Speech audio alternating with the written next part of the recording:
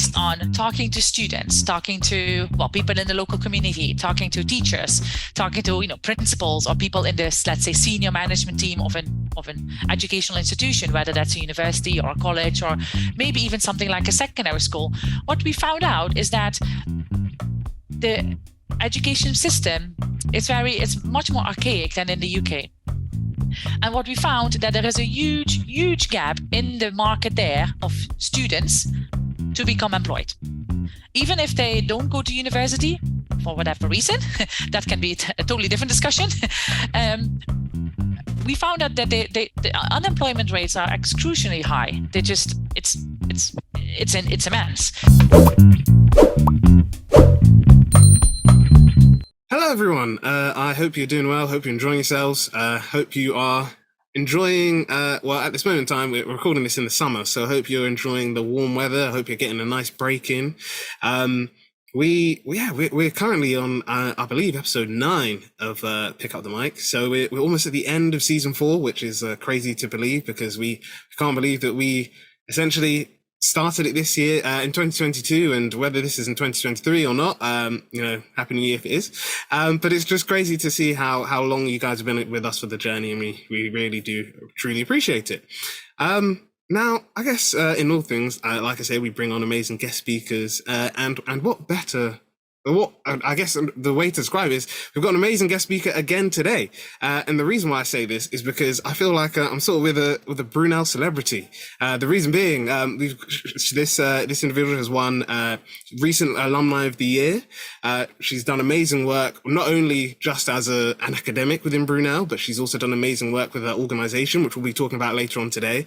So as I say, you guys are probably bored of hearing me talk for this long. So I always like to get our guest speakers to introduce themselves. So, Pauldy, if you could just introduce yourself to our guest speakers, to our guest listeners, and just let them know a bit more about you and what you do. Brilliant. Thank you so much, Jeffrey. Hi, everyone. Welcome.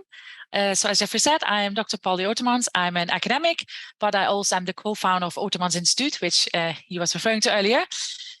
I am originally from the Netherlands, which you may have heard from my accent or from my name, either way. And I've been in the UK now for quite a few years. I did my PhD actually at Brunel University London in cognitive neuroscience. And then I guess I just didn't leave the UK. I stayed on.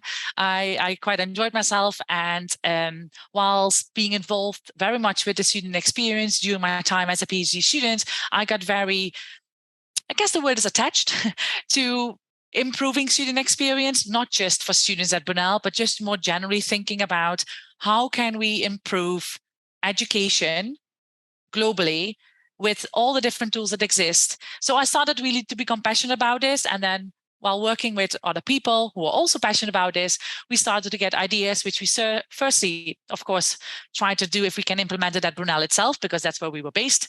And then later we thought, well, we want to, look at things more globally. I did stay on at Brunel. I became a lecturer, and more recently, I became a senior lecturer at Brunel in psychology. I'm an education academic there, but I also, as I said, I'm the co-founder of Otermans Institute. So that's in a nutshell, I guess, who I am.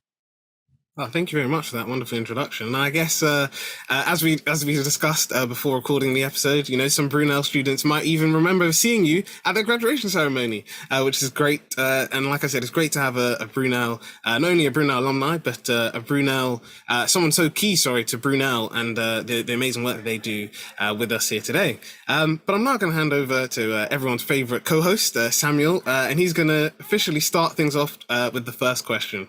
I don't know about that. I mean, I don't know if Nanushka would quite agree, but she's not here, so she can't say anything about it. But it's great to be back. And obviously, you've heard a bit from Pauldy, and I actually do know a bit about what the Otermans Institute is, because I was actually there at her graduation. I had my graduation at the same time.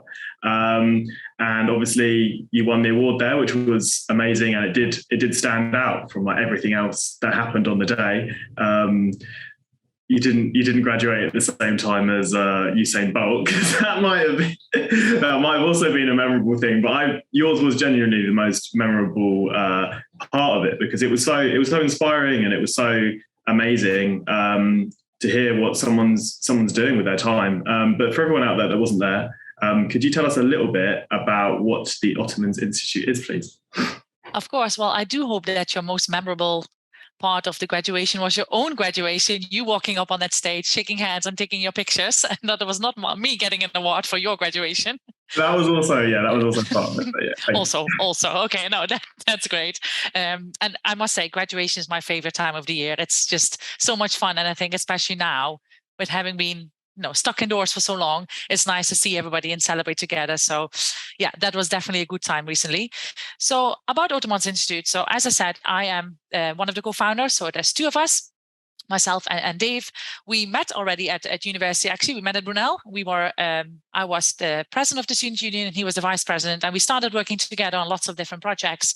TEDx Brunel, the Santander bikes, for those of you that are close to Brunel or the Uxbridge area, those cycles that you can, take and pay as you go. We actually were the student leaders and got those bikes onto campus. And we started working together. And we had this idea of teaching women in STEM. I may wonder why. I guess everybody thinks there's never going to be enough female engineers, to be honest, right? If you have studied an engineering course, I think you could totally agree that the majority of female students in the classroom is very low compared to the male students in the classroom. And I guess coming from a more psychology, neuroscience background, it tends to be the other way around, to be honest. But we thought this would be great to get more women into tech and more women into STEM subjects and thinking about engineering. So what we did is we went on a field trip. So we decided to go to Bangladesh. So we thought the Asian market is probably there. It's even stronger than here, for instance, in the UK, the number of female students that go to a tech or an engineering type education system.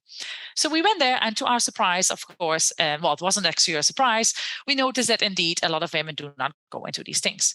But to our surprise, based on talking to students, talking to people in the local community, talking to teachers, talking to principals or people in this, let's say, senior management team of an educational institution, whether that's a university or a college or maybe even something like a secondary school, what we found out is that the education system it's much more archaic than in the UK. And what we found that there is a huge gap in the market there of students to become employed. Even if they don't go to university for whatever reason, that can be a totally different discussion.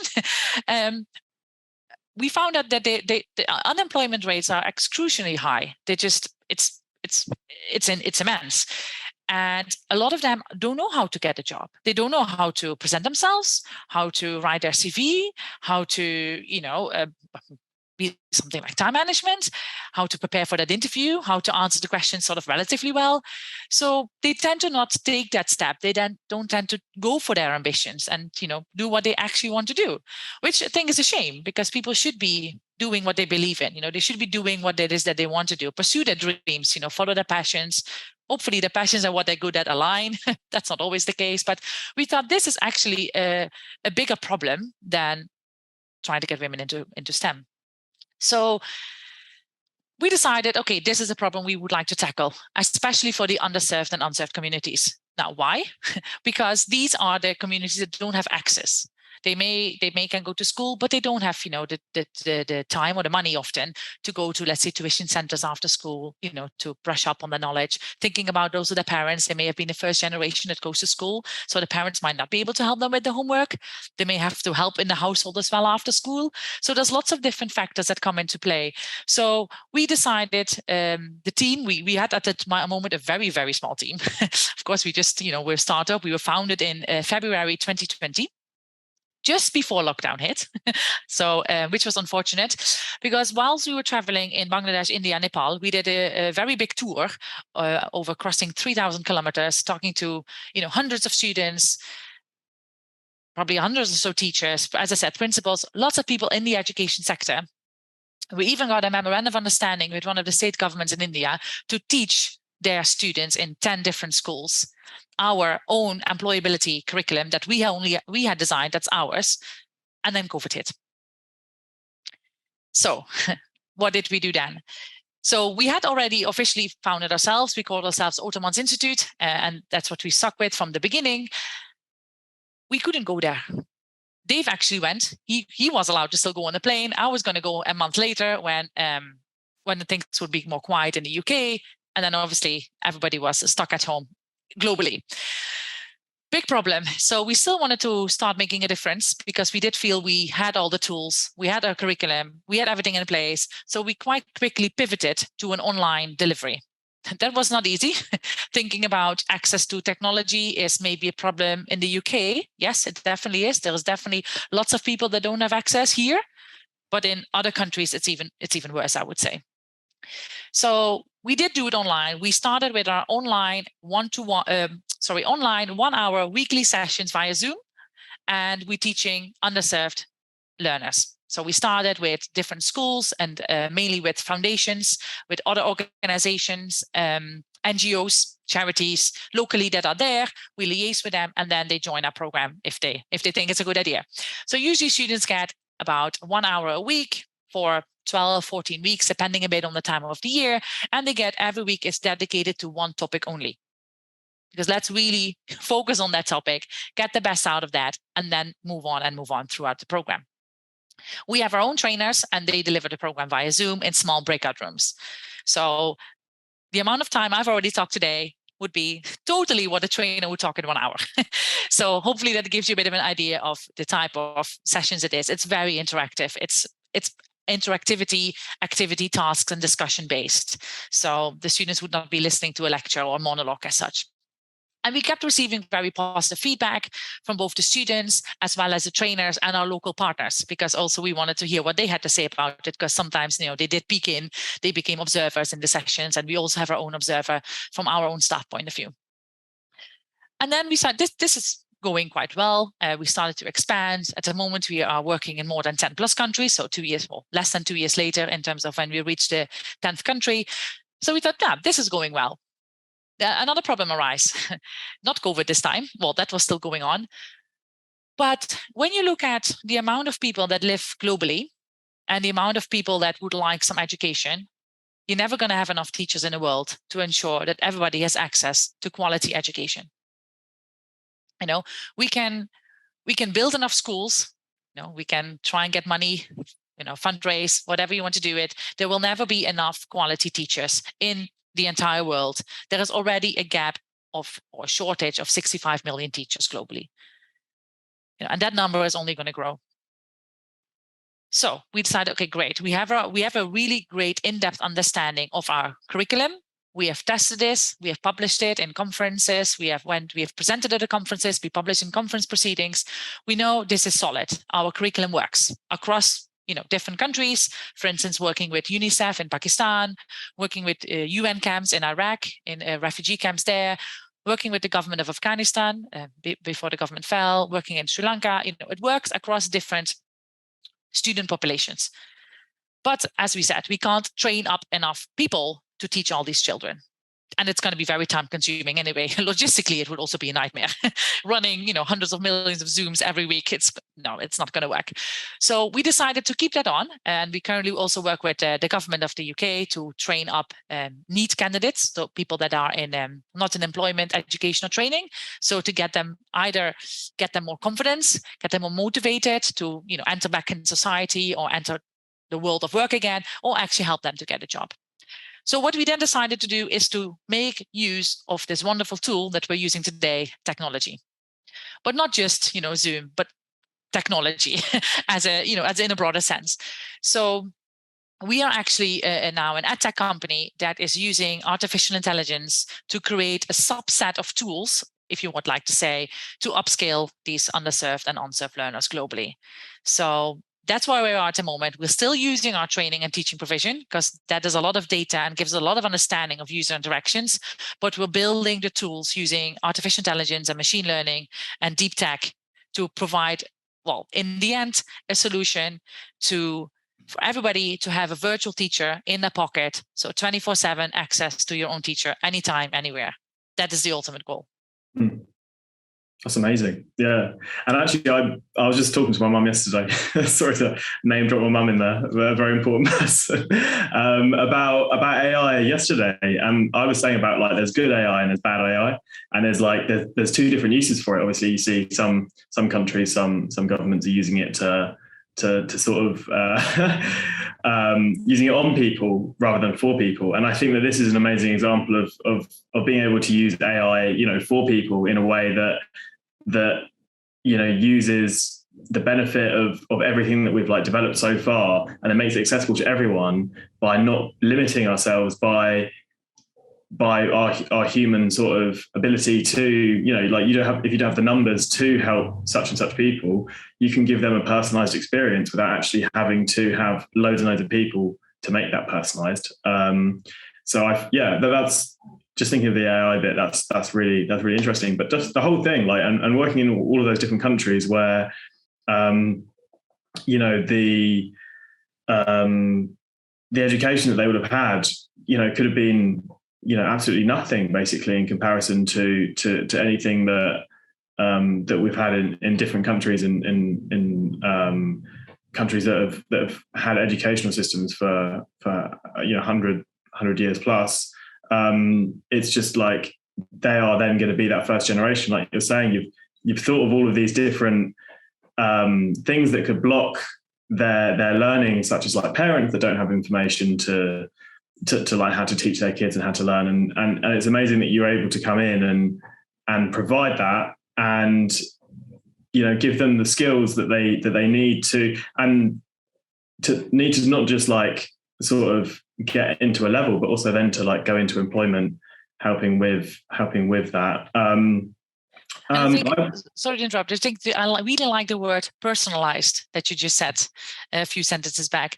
And that's really key, I think. That word can't be more important in the conversation today, because especially when I think about what we do, if you are a teacher, you do need to provide a personalized experience to each of your students, right? Because every student or learner, however you want to call them, they're all unique human beings, right? They're all unique individuals with their own experiences, their own backgrounds, positive and negative things that have happened in their lives, of course.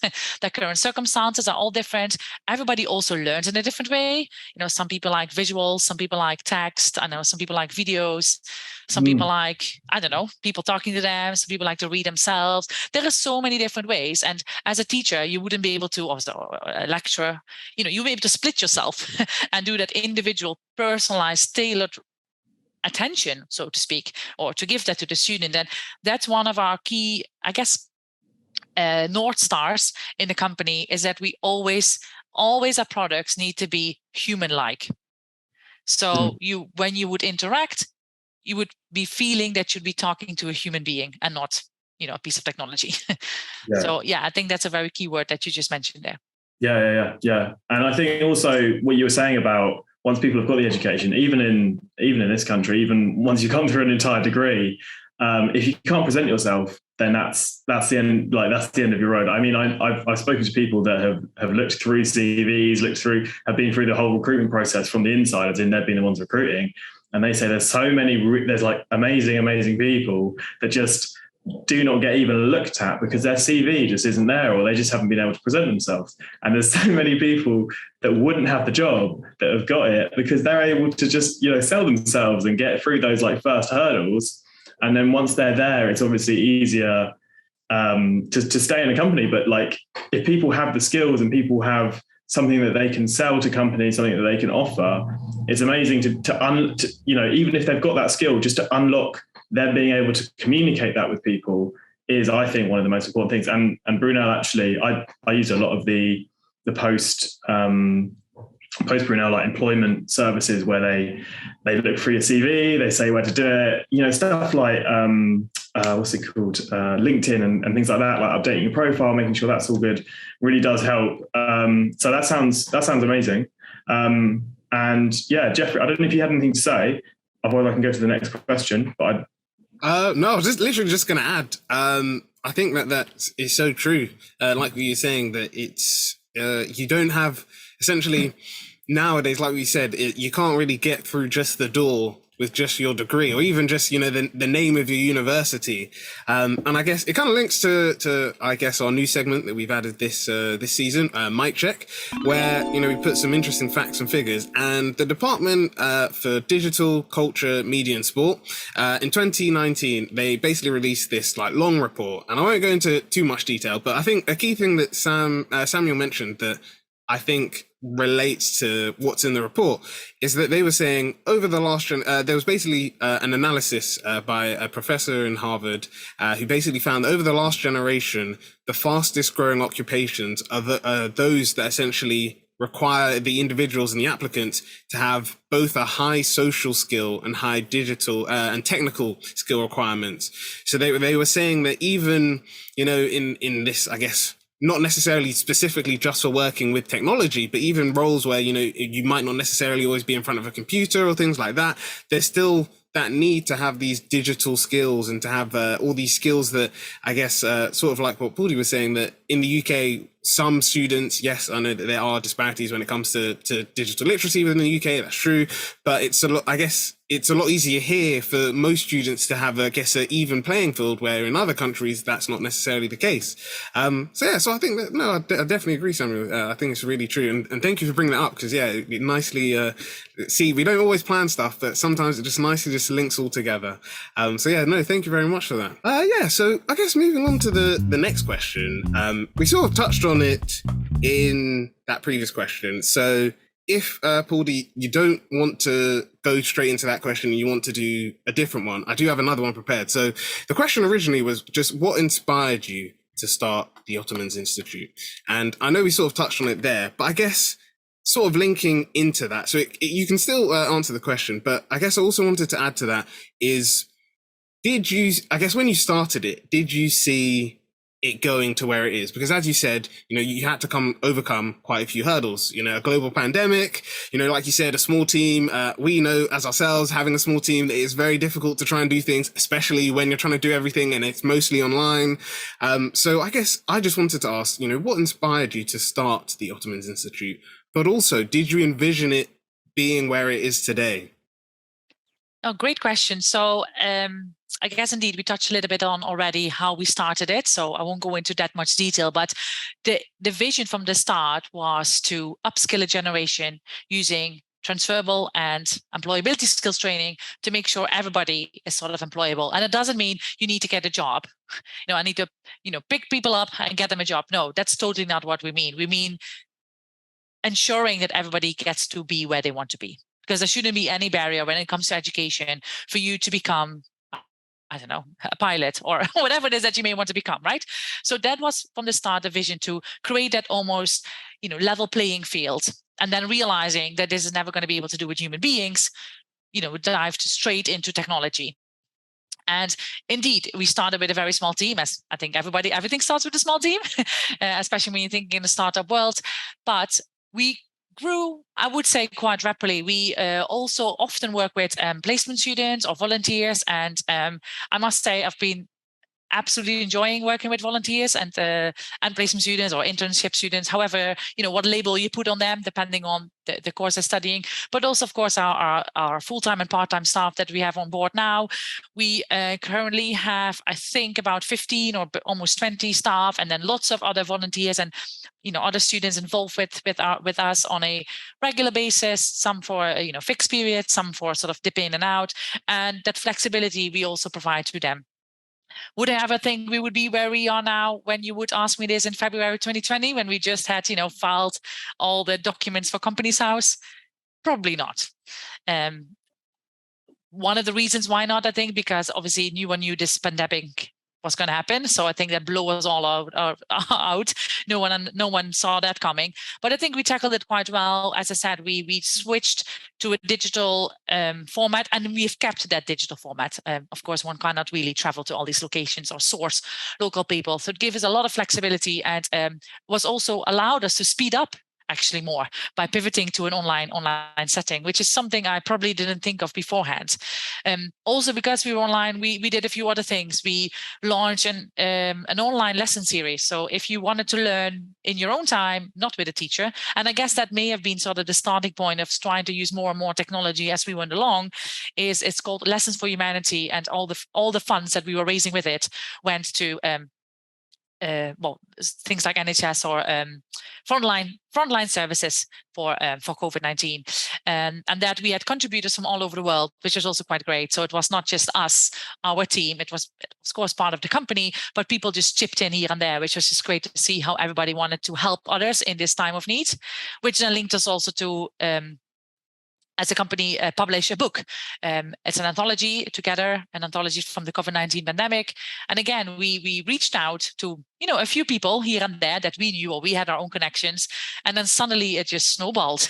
And lots of people started getting in touch with us, strangers, you never met them. And then suddenly they said, oh, you're writing, I would like to write something about, topic ABC. We're like, oh, that's amazing. Go for it. And we turned it around in the end in 40 days, which I still don't know how we did it, if I think back on it. A lot of sleepless nights, lots of coffees. No, but it was an amazing experience. And that was also, again, bringing that community together, showcasing, helping others in need, and supporting everybody in that uncertain time.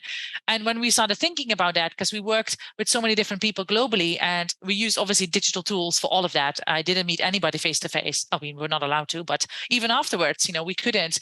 And when we then started to think about how can we actually help, the 750 million or how many there are at the moment, students or learners, because when someone thinks about education, and I always find this very interesting, one thinks about a student or a child, someone sort of below the age of 25. And that's, I think, is not necessarily the best perspective to have, because anybody could learn. You can learn at any moment in your life, and it doesn't have to be part of an official degree. You can be just learning. I don't know. You can be. Now, of course, on the spot, I can't think of an example. I don't know, you might want to learn how to bake. You're not going to go on a baking course. You might just do that in your own time. But you need some support. You need someone to guide you, because, alone, it's not, you're not going to, you don't feel confident enough, or you want someone to help you step by step. And we started to think about this because lots of things obviously popped up, right? Look at the edtech space. It's, tripled, quadrupled, 10x more than it was, a year ago. It just keeps on growing and growing. And of course, a lot of edtech companies also failed. That should be said as well. And trying to be part of that space, I think, has been just really an amazing journey, and seeing what you can actually do. And one of the examples I think fits quite nicely here is, as I said, we're trying to give everybody a human virtual or human-like virtual teacher that you can access in your pocket anytime, anywhere, on this device, right? On a smartphone or a tablet. I'm happy keeping a smartphone here as an example, because everybody in the world globally will have access to a smartphone. Smartphone penetration is at an all-time high, so that is not going to be an issue. Nor is internet. 5G will be there in a few years. Yes, it might not be there now, but let's not talk about or only think about the barriers we have now. We need to make sure, this is sustainable in 5 or 10 years' time. Otherwise, we have to, again, go back to square one, which is something we definitely don't want to do. So we then developed, it's very much still in prototype stage, I must say, but we've made a lot of headway. Our own, it's called Beatrice, after one of our dear friends. So she is our virtual teacher at the moment. Don't worry, there will be others coming too, for people that don't like Beatrice. No, but we tested her on a device. It was not on a phone; it was using a web browser, but ultimately will be an app, with this UN refugee camp in Iraq. And I must say, it's not about the results statistically or anything like that. That can be read, so everybody can read about that. I think what the most interesting part of that entire journey was, these students, children, their English is not the best. It's not that native language. Their parents don't really speak English. There's a few people in the camp that may speak, so they're picking up words, as they go along. It's maybe how we would learn another language as well. But having interacted with our lessons program that they did do weekly, having had a few sessions with Beatrice, they were speaking to us. We did a Zoom session, and just to get some feedback, really. But they were chatting, they were saying things. And we also then, created a WhatsApp group with them, and they are actually typing things, they were responding.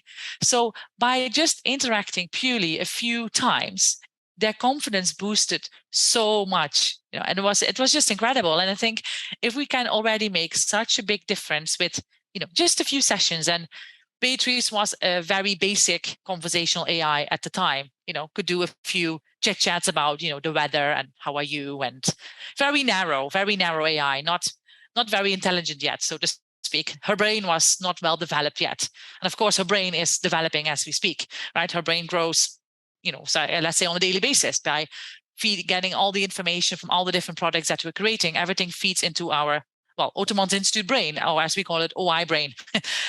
But I think if we see that impact already that we made there, I just think the impact you can make on people's lives is just going to be, hopefully, fingers crossed, touch wood, it's just going to be immense. And I think that's, a real driving factor is the smiles on people's faces when they have interacted with, in this case, Beatrice. It may be Otto, our revision tool. It may be Teddy, which is a game that we're developing based on an actual teddy bear who I brought with me today. Well, you can't really see him that well, but it's an actual cartoon.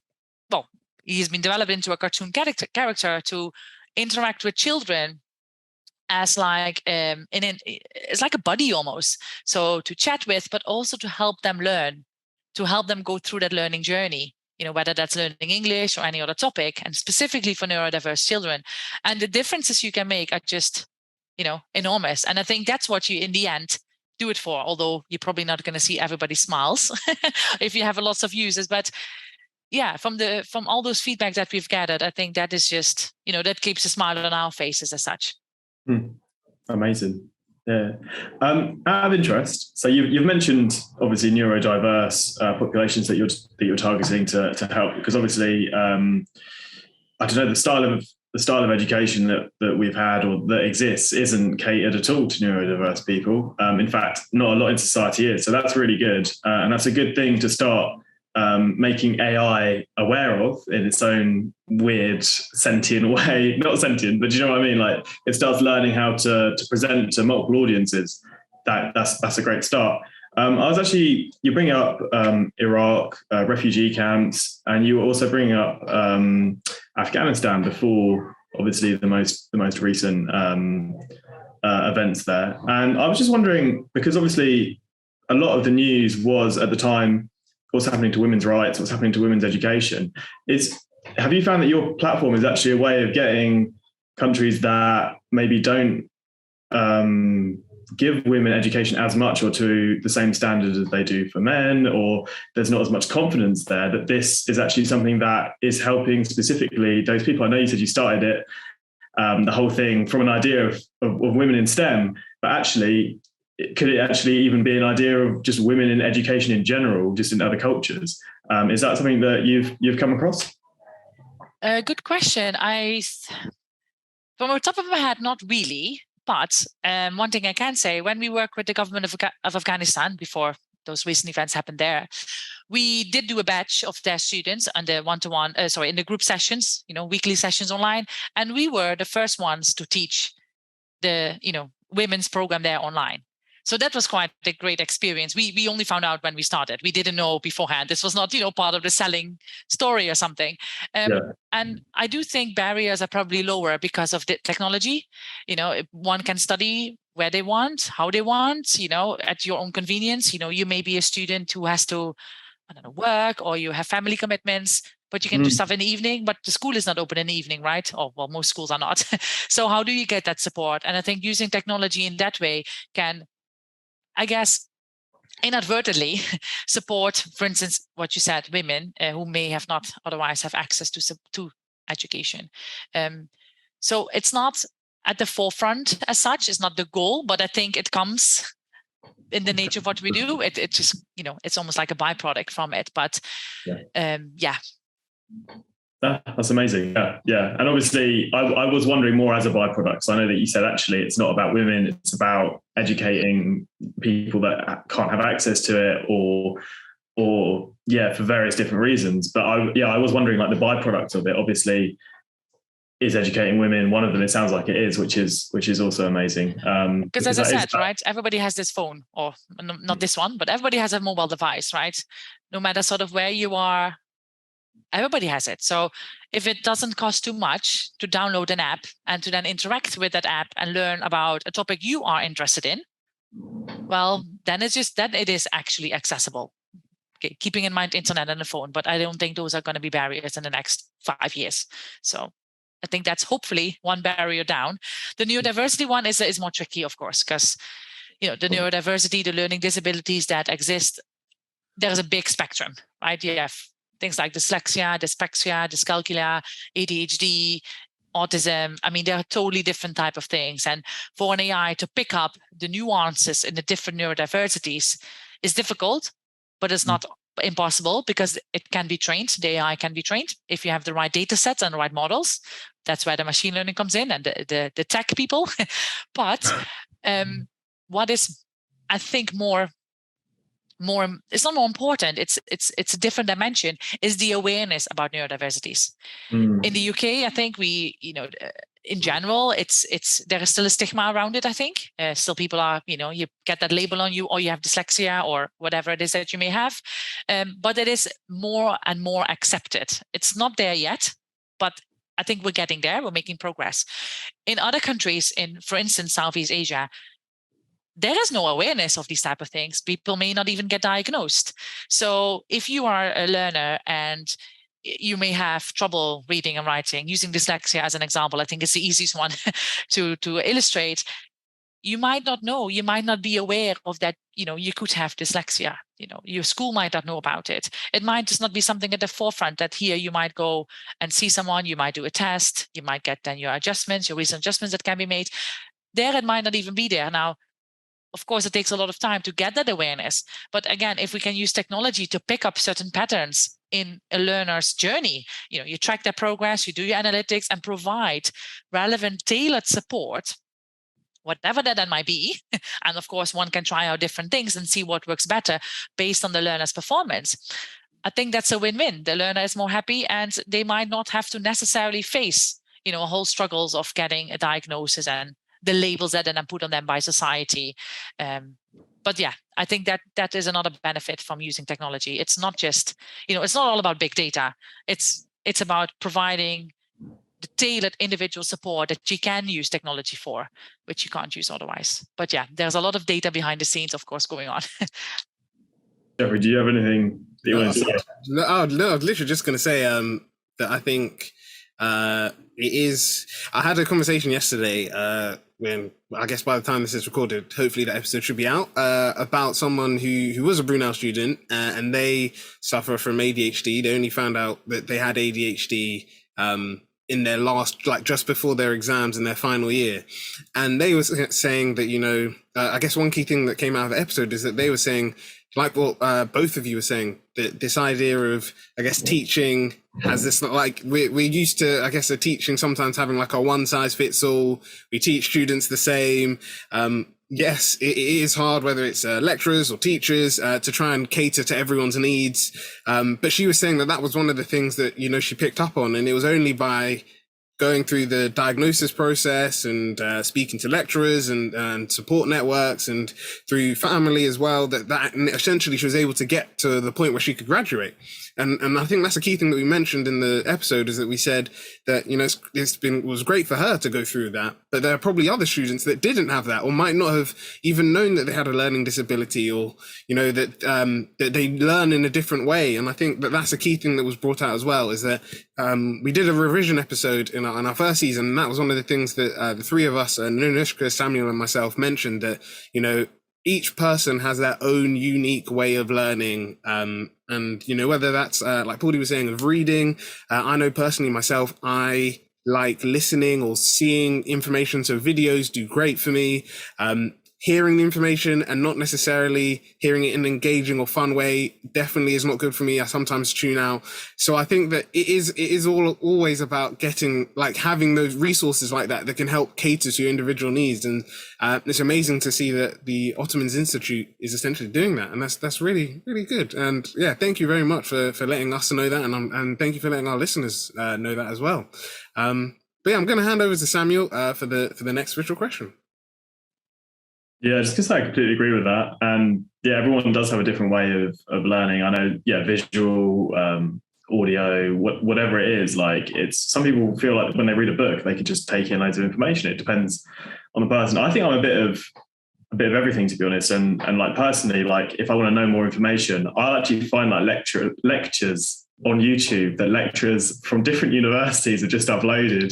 It's completely like you get free courses basically. If you find someone, you just subscribe to them, you just get loads of any course basically for free. And I can, you know, if I'm listening to it and I'm out going for a walk, going for a run, doing some sport or something, I actually find just being able to hear it, and I do take it in. I find it really interesting, and it's quite good to follow.